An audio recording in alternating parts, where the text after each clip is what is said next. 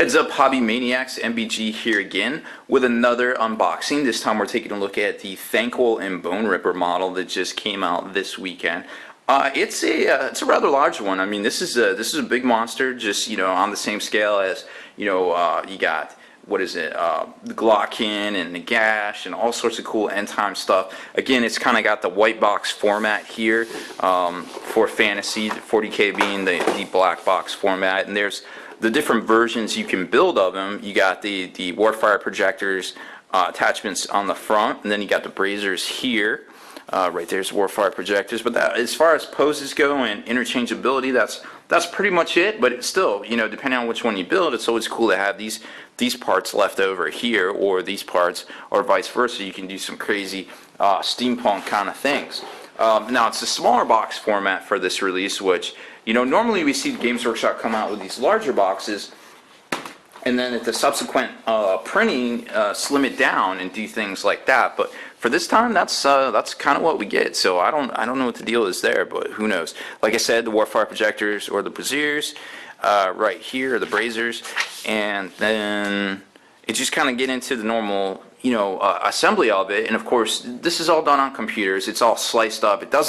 It's not multi-part. It doesn't, as far as, I mean, the traditional term where you have socketed joints and legs and waists and shoulders, and you can just like slot things in and convert things out. No, this is literally sliced up digitally and then kind of worked into actual plastic injection molding, so you don't really have any rhyme or reason about it, except for maybe some things here or there. So it's interesting to see how they kind of all do that and make all the assemblies and different types of things.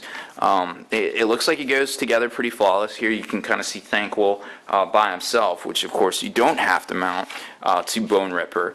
It comes with a ton of little accessory like rats just scurrying around, and like I said, it's got two different arm options here as well. So if you pick it up, you might have some cool stuff sitting around.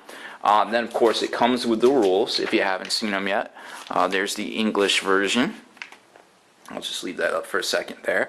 And here's the finished assembly of the one with the braziers. So let's take a look at the actual model itself. Like I said, it's only 2 sprues. I think it retails for about like $66, give or take. But it's still a pretty cool model. I mean, you see stuff like this sometimes go for more, go for less. So there's your 2 sprues, of course. Then take a closer look here. Alright, so here's the braziers. They're not quite as big. You can tell that's the point of my finger there. Not quite as big as, say, the one that comes on the Screaming Bell variant, but they're still pretty decently big. I mean, you can put it on all sorts of things, from Chaos Space Marines to demons to Skaven vehicles and things like that. You got the head, of course, and you got the chainmail, all sorts of steampunky accessories for kind of how his the projectors work. Then you got all the rats down the side here. A lot of Thanquol's inner workings and assemblies as well. And then you get over to this one, and this is pretty much just the Boneripper himself, his tail, all of his assemblies, torso, legs, things like that. And then you've got the projector assemblies, his leg, there's some of his chainmail, kind of face, and more rats. So tons of rats. So there's his horn.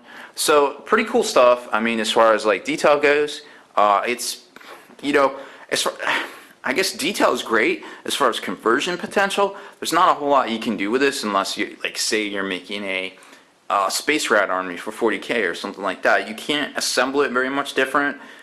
You're pretty much kind of locked into using it for Skaven or something to do with rats in and of itself. But that's kind of the way it is, I guess, with this guy.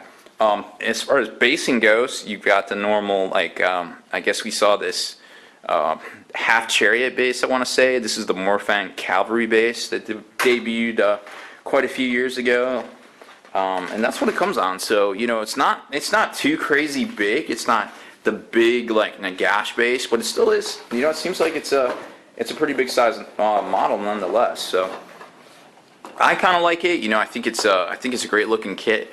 I think it's pretty cool to see what they can do with a lot of their different technologies and things like that. Just it's always crazy to see. You never know what they're going to come out with next, And this is definitely one of those instances where you just didn't really expect this.